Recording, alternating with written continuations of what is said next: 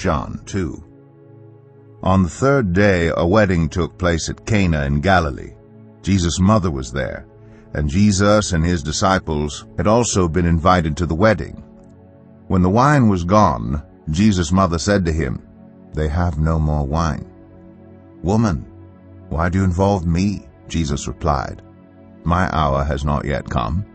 His mother said to the servants, "Do whatever he tells you." Nearby stood 6 stone water jars, the kind used by the Jews for ceremonial washing, each holding from 20 to 30 gallons. Jesus said to the servants, "Fill the jars with water."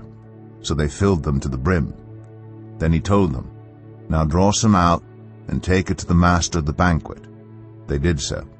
And the master of the banquet tasted the water that had been turned into wine. He did not realize where it had come from, though the servants who had drawn the water knew. Then he called the bridegroom aside and said, "Everyone brings out the choice wine first, and then the cheaper wine after the guests have had too much to drink. But you have saved the best till now." What Jesus did here in Cana of Galilee was the first of the signs through which he revealed his glory, and his disciples believed in him. After this he went down to Capernaum with his mother and brothers and his disciples. There they stayed for a few days. When it was almost time for the Jewish Passover, Jesus went up to Jerusalem. In the temple courts he found people selling cattle, sheep, and doves, and others sitting at tables exchanging money.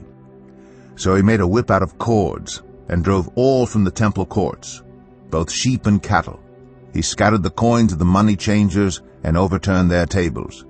To those who sold doves he said, "Get these out of here. Stop turning my Father's house into a market." His disciples remembered that it is written, "Zeal for your house will consume me." The Jews then responded to him, "What sign can you show us to prove your authority to do all this?"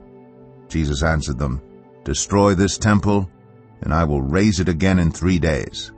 They replied, "It has taken 46 years to build this temple, and you are going to raise it in 3 days?" But the temple he had spoken of was his body. After he was raised from the dead, his disciples recalled what he had said. Then they believed the scripture and the words that Jesus had spoken. Now while he was in Jerusalem at the Passover festival, many people saw the signs he was performing and believed in his name. But Jesus would not entrust himself to them, for he knew all people. He did not need any testimony about mankind, for he knew what was in each person.